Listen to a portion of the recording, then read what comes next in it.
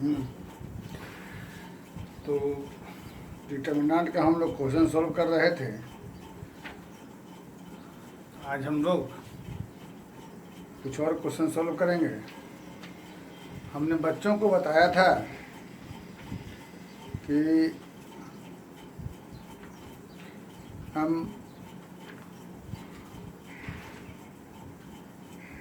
Elementary transformation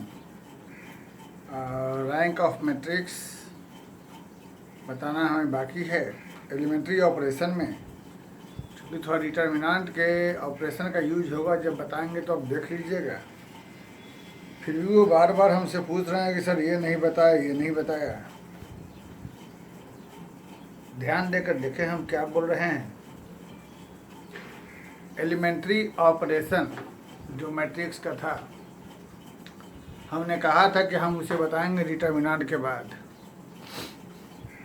हाँ, एक रह गया है रैंक ऑफ मैट्रिक्स और ट्रेस ऑफ मैट्रिक्स, तो हम किसी ने बता देंगे, वो कोई बहुत बड़ी चीज़ नहीं है।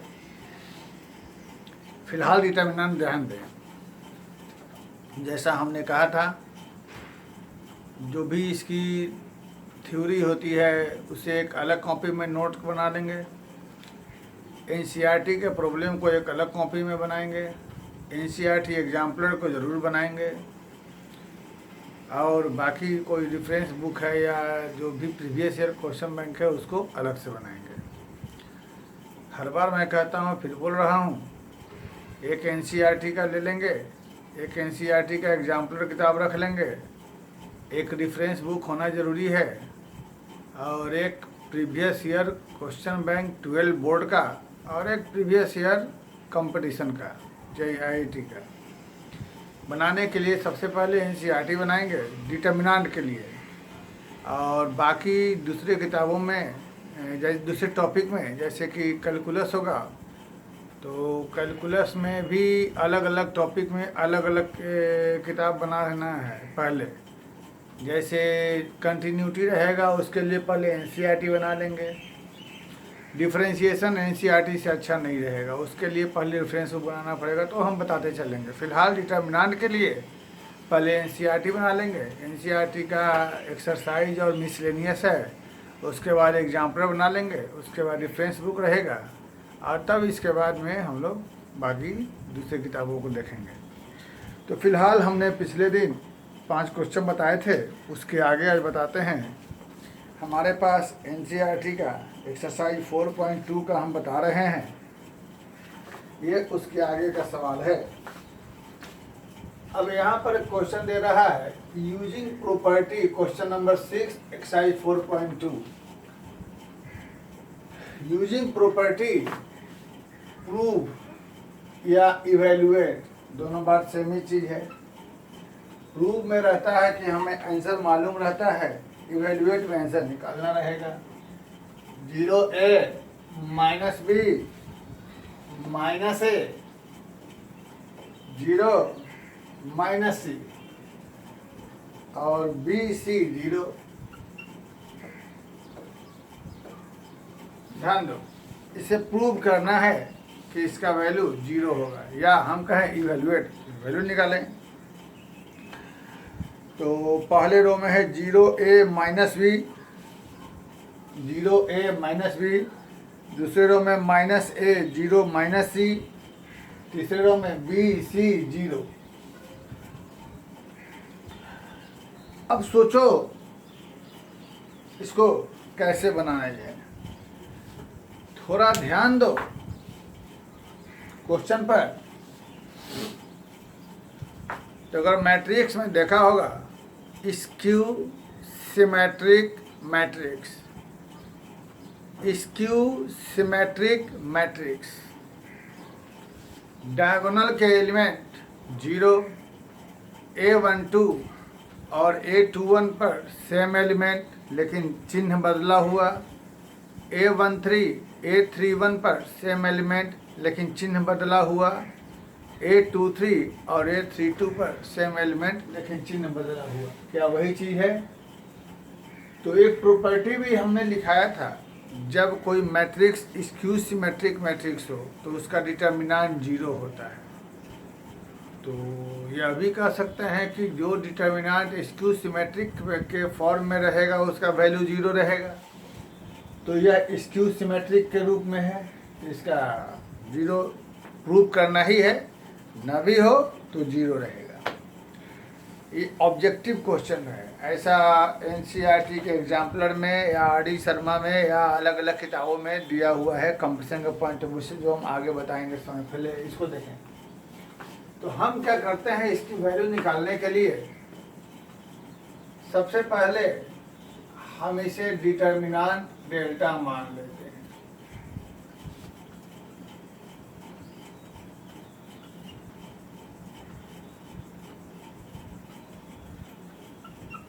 सभी लोगों का अलग अलग तरीका होता है बनाने का, इसे हम इक्वेशन 1 मान लेते हैं।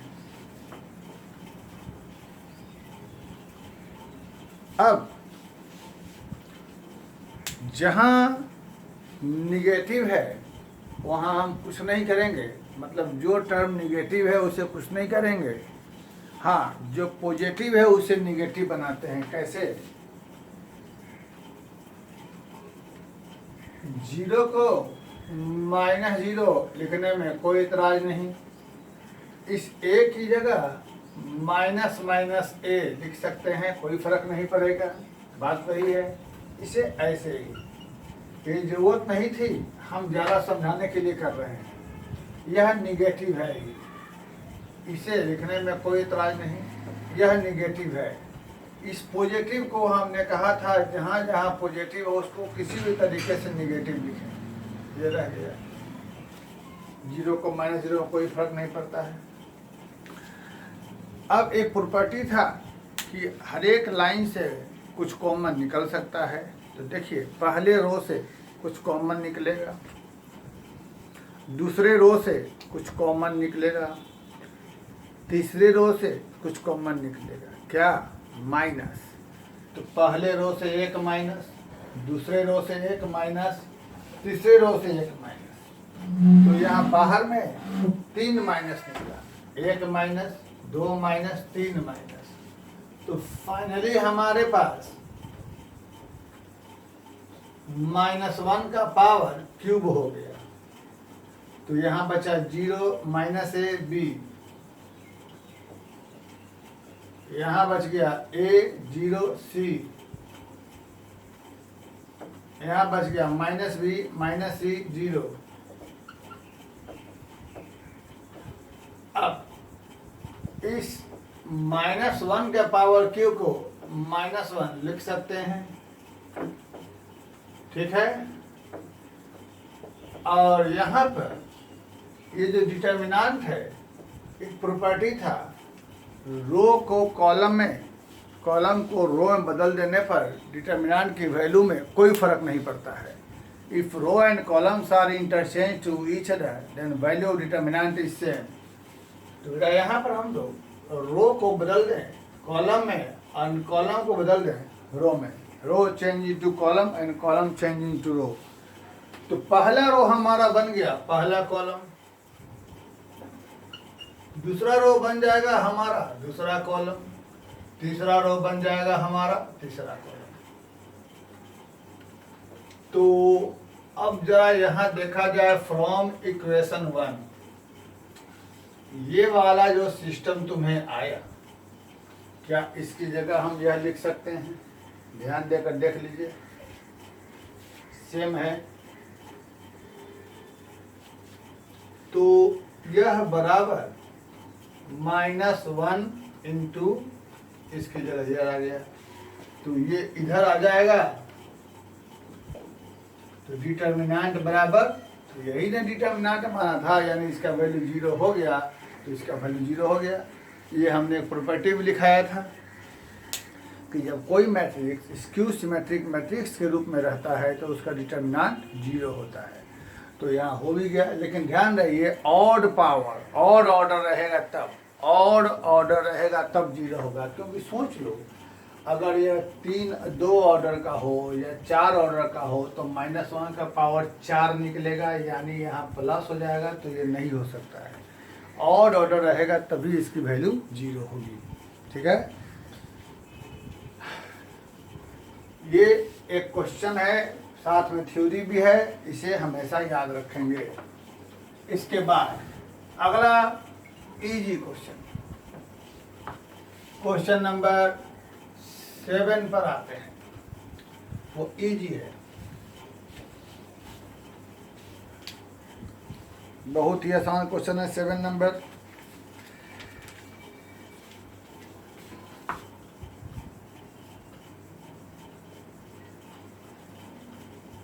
Minus A square ABAC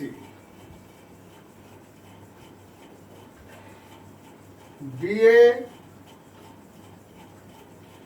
minus BA square BC CA CB minus CA square. इसका हमें प्रूव करना है 4A square BA square CA square.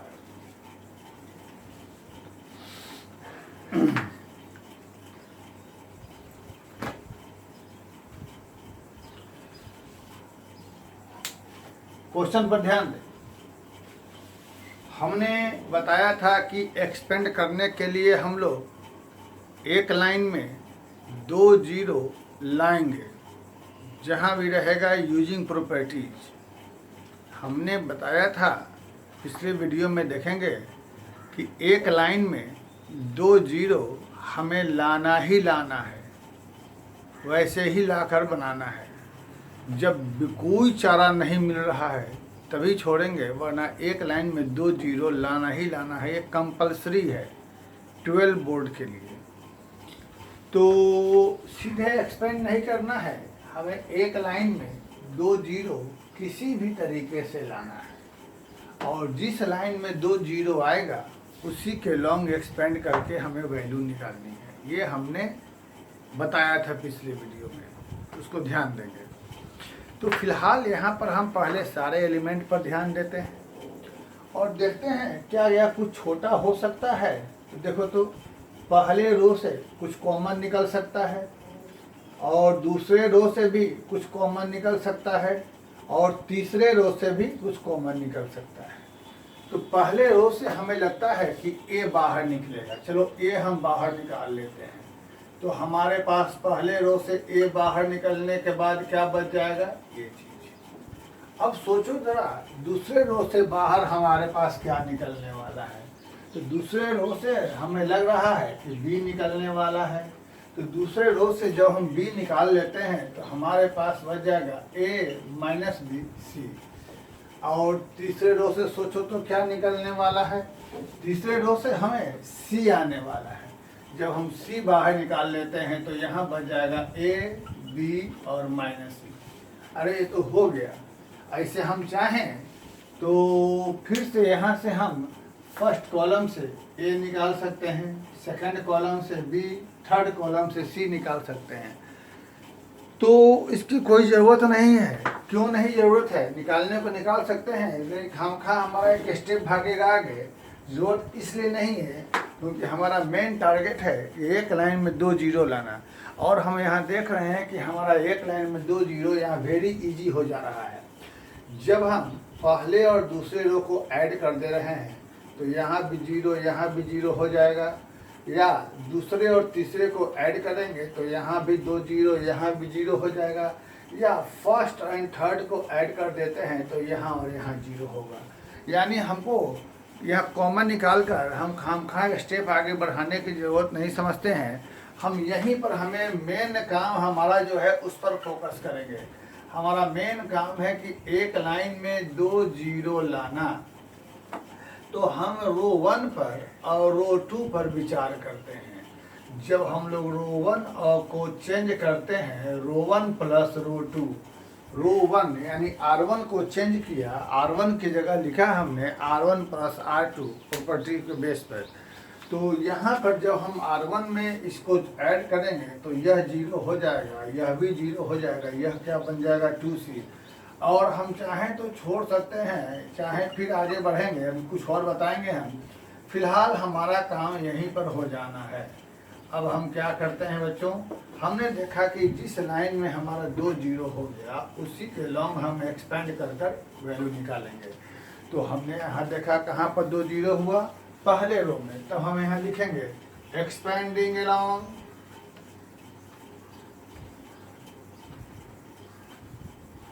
रो 1। तो ABC तो बाहर यहाँ है ही, यहाँ पर हो गया 2C, इसकी जरूरत नहीं है, क्यों, क्योंकि जीरो है। और 2C के रो कॉलम को एलिमिनेट करेंगे तो हमारे पास क्या बच जाएगा, हमारे पास बच जाएगा A माइनस B। अब आगे 2ABC स्क्वायर अंदर में A into B minus minus plus AB। तो फाइनली हमारे पास हो गया 2ABC स्क्वायर 2AB, यानी हमारे पास हो गया 4A स्क्वायर B स्क्वायर, यही ना हमको लाना था। तो ये एक आसान क्वेश्चन था।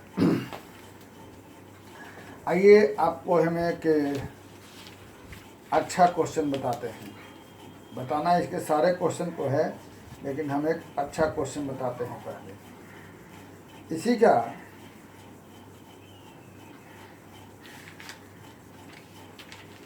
एक है हमारे पास क्वेश्चन नंबर 10।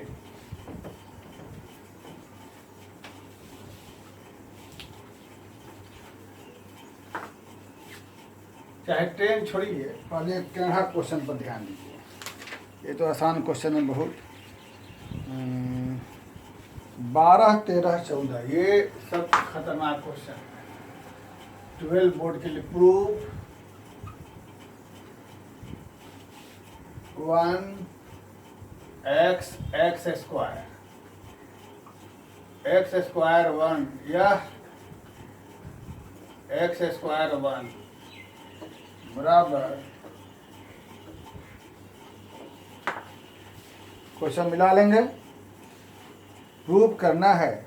NCERT एक्सरसाइज 4.2 चल रहा है, NCERT एक्सरसाइज 4.2 चल रहा है। इसके बाद बताएंगे मिसलेनियस, उसके बाद अदर बुक के, फिर उसके बाद कंपटीशन क्वेश्चन बताएंगे। पहले इसको देखें। 1x स्क्वायर, सेकेंड रो में x स्क्वायर 1x, थर्ड में x square 1 equal to 1 minus x³ का स्क्वायर, ये प्रूव करना है। तो पहले इसको लिखो। एक लाइन में यदि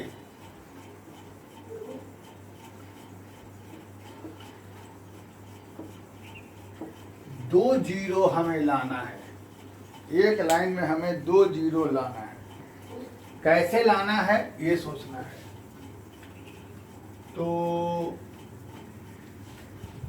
अगर कभी एक लाइन के सभी एलिमेंट सेम हो जाएं, अगर कभी एक लाइन के सारे एलिमेंट सेम हो जाएं, तो 2 जीरो लाना हमारे लिए बहुत आसान रहेगा। जैसे जो क्वेश्चन हम पहले बताने जा रहे थे, पहले उसी को बताते हैं। प्रूफ, ये क्वेश्चन 2019 के JEE मेन में आया था। x plus 4 2x x plus 4 2x x plus 4, यही क्वेश्चन हु बहुत था, JEE मेन में आया था। बस इसमें थोड़ा सा यहाँ पर लिख दिया था AB and find A and B। वो आप किताब में देखिएगा कि क्या था, क्या करना था। 4 माइनस x का होल स्क्वायर मिला लिया जाए। x plus 4 2x x plus 4 2x x plus 4 equal to 5x plus 4 minus x का होल स्क्वायर। पर इसको देखो, हमने बताया कि हमको एक लाइन में 2 जीरो लाना है, ये हमने बताया। अब एक लाइन में 2 जीरो जो लाना है, एक लाइन में 2 जीरो कैसे आएगा इसके बारे में सोचिए।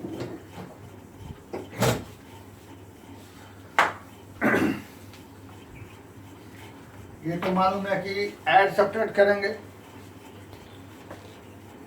अगर मान लो यहाँ पर नंबर आता 2, 4, 12 ऐसा कुछ नंबर आता, तो जैसे क्वेश्चन बताए थे पिछले वीडियो में, ऐसा नंबर आता तो हम लोग एक दूसरे का मल्टीपल में करके सब्ट्रैक्ट ऐड करते तो हमारा कुछ काम हो सकता था, लेकिन यहाँ पर नंबर नहीं है, ये अजीब सा है। तो ऐसे में तुम्हें क्या करना है कि ये देखना है कि किसी भी तरीके से यदि एक लाइन के सारे एलिमेंट सेम हो जाते हैं, किसी भी तरीके से यदि एक लाइन के सारे एलिमेंट सेम हो जाते हैं, जैसे एक लाइन में सारा हो जाता है 5, 5, 5, 10, 10, 10 ऐसा हो जाए, तो या तो हम लोग कॉमन निकाल सकते हैं या हम लोग वहाँ से सब्ट्रैक्ट कर करके 2 जीरो कर सकते हैं। जैसे यहाँ लिखते हैं हम LHS, 10 का 1 बता रहे हैं LHS, x + 4 2x 2x 2x x + 4 2x। अब जरा तुम लोग खुद सोचो, या तो तीनों रो को जोड़ो आपस में, तीनों रो को, या तीनों कॉलम को जोड़ो, खुद से जोड़ो और सोचो क्या हो रहा है। तीनों रो या तीनों कॉलम, तीनों कॉलम को जोड़ो, 2x 2x x + 4 5x + 4 2x 2x x + 4 5x + 4 2x 2x, यानी तीनों कॉलम को जोड़ रहे हैं तो हमको हो जा रहा है 5x + 4, यानी एक लाइन में सभी सेम हो जा रहा है। या तीनों रो को भी जोड़ेंगे तो ये हमको हो जाएगा 5x + 4। तो चूंकि सब जगह हमको सेम आ रहा है तो हम चाहे तीनों रो को जोड़ें या तीनों कॉलम को जोड़ें, हमें कोई फर्क नहीं पड़ता। तो चलो हमने तीनों रो को ऐड कर दिया, तो तीनों रो को ऐड कर दिया, यानी R1 की जगह हमने R1 + R2 + R3 कर दिया। तो तीनों को ऐड कर दिया तो यहाँ हमारे पास हो जाएगा 5x + 4, यहाँ भी हो जाएगा 5x + 4 और यहाँ भी हो जाएगा हमें 5x + 4। बाकी को हम छोड़ दिए। अब आगे की बात, हम यह भी देख रहे हैं कि हमको राइट साइड में क्या लाना है, 5x + 4, जो कि हमको आ गया। अब यहाँ से फिर से हम क्या करेंगे कि या तो हम इसे कॉमन निकाल लेंगे, लेकिन कॉमन निकालने के बाद हमको बचेगा 1 1, तो 1 1 बचेगा तो फिर हमें एक दूसरे से सब्ट्रैक्ट करके 2 जीरो लाना होगा। तो कॉमन जब निकलने के बाद सब्ट्रैक्ट करके 2 जीरो लाएंगे तो यहीं पर क्यों नहीं हम सब्ट्रैक्ट करके 2 जीरो लाते हैं, तो हम फिर से एक स्टेप क्यों फालतू में खर्च करने जाएं, हम यहीं पर करते हैं, ये माइनस ये सीधे लगाते हैं और एक बार में एक ही स्टेप करिएगा। हम एक्सप्लेन करेंगे, एक ही स्टेप नहीं करने पर, ऐसे अगर समझदार हो गए हैं तो एक बार में 2 स्टेप कर सकते हैं, लेकिन जिनको थोड़ी प्रैक्टिस की कमी है वह एक बार में एक ही स्टेप करेंगे। तो हम यहाँ क्या करते हैं कि कॉलम 1 में कॉलम 2 माइनस करते हैं, यानी हमने कॉलम 1 को चेंज किया, कॉलम 1 माइनस कॉलम 2, तो ये में से ये घटा देंगे तो यहाँ क्या हो जाएगा 0, इसमें से यह घटा देंगे तो यहाँ हो जाएगा x - 4 और यह क्या हो गया 0। देखिए हमको 2 जीरो यहीं आ गया, लेकिन हम देख रहे हैं कि 2 जीरो लाने के बाद आगे भी थोड़ा सा कैलकुलेशन लेंथी हो सकता है, तो हम थोड़ा और छोटा कर लेते हैं। हमने C2 को भी चेंज कर देते हैं, C2 में ज़रूरत नहीं है लेकिन सुविधा के लिए कर रहे हैं, C2 को चेंज कर रहे हैं, C2 - C3 एक 0 यहाँ भी हो जाएगा। तो जब C2 को चेंज करेंगे यह माइनस यह, तो यहाँ हो जाएगा 0, इसे चेंज करेंगे तो 4 - x, इसे चेंज करेंगे तो क्या हो जाएगा हमें फिर से x - 4, बाकी हमारे पास बच गया 5x + 4 2x और क्या हो गया हमारे पास x + 4। अब हम देखते हैं कि हमको 2 जीरो एक लाइन में लाना था, तो एक लाइन में 2 जीरो लाना था, तो कई जगह 2 जीरो हो गया हमारे पास, फर्स्ट रो में भी हो गया और फर्स्ट कॉलम में भी हो गया। हम जहाँ चाहें वहाँ एक्सपेंड कर सकते हैं, हमें कोई फर्क नहीं पड़ता है। तो हम सीधे लिख देते हैं एक्सपेंडिंग अलोंग रो 1। तो रो 1 में यहाँ पर हमारे पास इसका मालूम है साइन होता है प्लस, प्लस लिख देंगे कि इसकी ज़रूरत नहीं लिखने की, 5x + 4, और उसके रो कॉलम को एलिमिनेट करेंगे तो हमारे पास हो जाएगा x - 4 0, 4 - x और x - 4। इसके जब रो कॉलम को हम एलिमिनेट करेंगे तो हमें क्या बचेगा? अब यहाँ से जो जानते हैं this into this minus this, तो हमारे पास बचेगा 5x + 4 इंटू में x - 4 का होल स्क्वायर -0। तो हम देख रहे हैं कि वही चीज़ आ गया, लेकिन थोड़ा उल्टा तुम्हें दिखाई दे रहा है, उससे कोई फर्क नहीं पड़ता है। क्यों? क्योंकि हमें मालूम है कि a - b का होल स्क्वायर बराबर हो जाता है b - a का होल स्क्वायर, दोनों सेम आ गया, उससे कोई फर्क नहीं पड़ता। तो हमारा ये क्वेश्चन ऐसे बना। यहाँ पर ये बताया इसलिए क्योंकि हमारा ऐसे में मेन टारगेट रहेगा जब अजीब सा नंबर हो, किसी भी तरीके से एक लाइन में तीनों सेम हो जाए। अगर एक लाइन में तीनों सेम हो जाएगा तो 2 0 लाना हमारे लिए बहुत ईजी रहता है। इसी मुद्दे पर, फंडे पर हम इसी इसी एक्सरसाइज का 10वां का दूसरा नंबर क्वेश्चन देखते हैं। सेकेंड नंबर क्वेश्चन में हमारे पास क्या हो जा रहा है, यहाँ प्रूव करना है, इसी में है, इसी का क्वेश्चन है। वो बहुत ही हल्का क्वेश्चन है।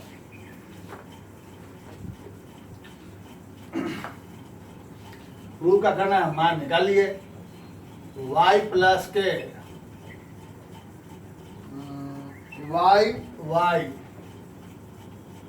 y + के, किताब सामने रखिएगा, y + के, इसको तुम्हें लाना है 3y + के इंटू k3, 3y + के इंटू k3। देख लेना, अभी जो हमने थोड़ी देर पहले देखा ये उसी पर लग रहा है। कैसे लग रहा है? अगर एक लाइन में 2 0 लाना थोड़ा सा मुश्किल लग रहा है। देखो कैसे, तुम कहोगे सर ऐसा करेंगे, कॉलम 1 में से कॉलम 2 घटा देंगे, ठीक है, तो यहाँ 0 हो जाएगा, तो यहाँ पर लग रहा है हो जाएगा ऐसे। लेकिन ये जो 3y + के दिखाई दे रहा है, 3y + के लाने के लिए हम क्यों ना इन तीनों को ऐड कर दें, 1 2 3, सोच लो। देख रहे हैं, ये लाना है y 3y + के y 3y + के y 3y + के, तीनों ऐड कर दें, काम हो जा रहा है। तो हम यहाँ क्या लिख दें, R1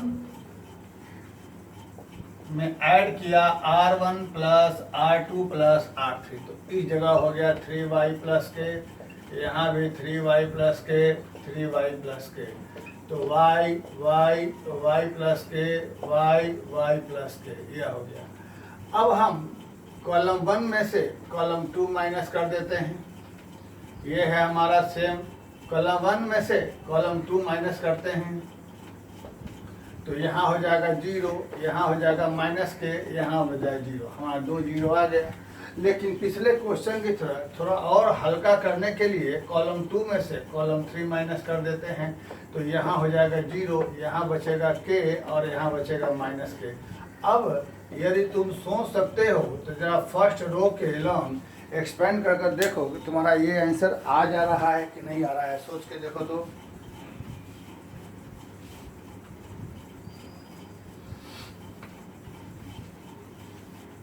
एक मिनट देख लो, प्रूफ क्या करना लगता है, हमने गलती लिख दिया है प्रूफ करने में, स्क्वायर है यहाँ पर, क्योंकि यहाँ स्क्वायर ही आ रहा है। फर्स्ट के लॉन्ग एक्सपेंड करेंगे तो 3y + के, और इसको एलिमिनेट करेंगे, यह इंटू यह माइनस यह, यानी हमारे पास स्क्वायर ही आएगा। ये हो गया क्वेश्चन। अब हम लोग चलते हैं उस क्वेश्चन पर जो हमने वहां लिखा है 12 नंबर पर।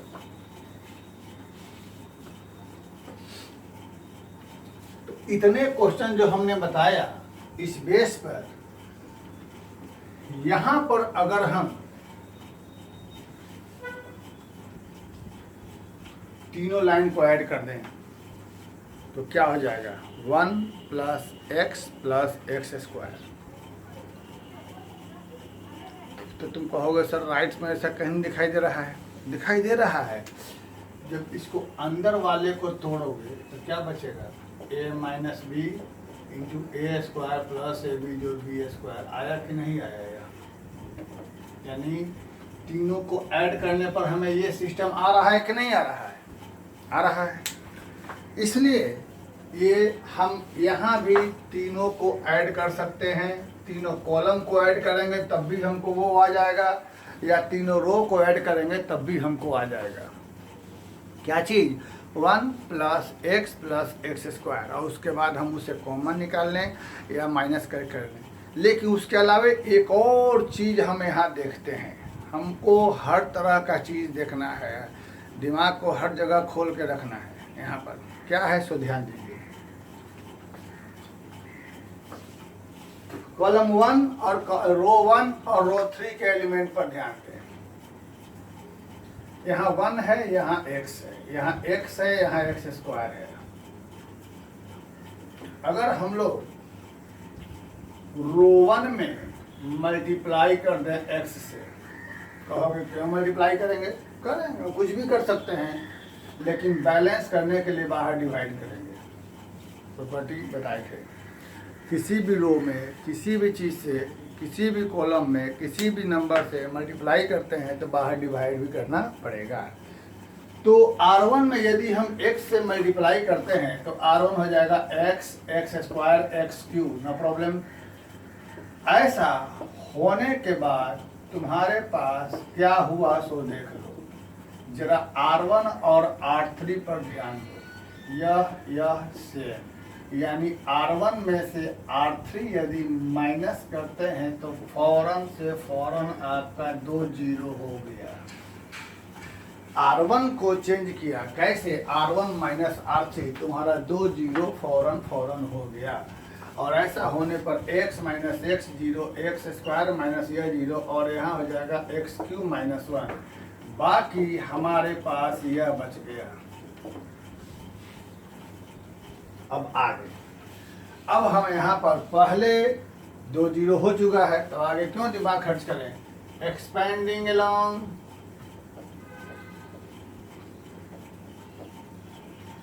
रो 1, तो पहले तो बाहर 1/x ही है, इसके एक्सपेंड करेंगे तो ये हमको हो ही जाएगा, और इसके रो कॉलम को छोड़ेंगे तो हमें क्या बचेगा, एक्स स्क्वायर 1x और एक्स स्क्वायर। यहाँ से हमारे पास क्या बचेगा, एक्स क्यूब माइनस 1/x, यहाँ हो जाएगा x4 माइनस एक्स, कॉमन निकल के इस x से गायब हो जाएगा, तो हमारे पास बचेगा x cube minus 1 into x cube minus 1, यानी एक्स क्यूब माइनस 1 का हो। देख रहे हैं कि हमारा RHS आ गया। तुम कहोगे नहीं आया, अरे क्यों नहीं आया भाई, हमको मालूम है कि a माइनस बी का स्क्वायर बराबर होता है b माइनस a का स्क्वायर, यानी एक्स क्यूब माइनस 1 का होल स्क्वायर, तो हम लोग 1 माइनस एक्स क्यूब का होल स्क्वायर भी लिख सकते हैं।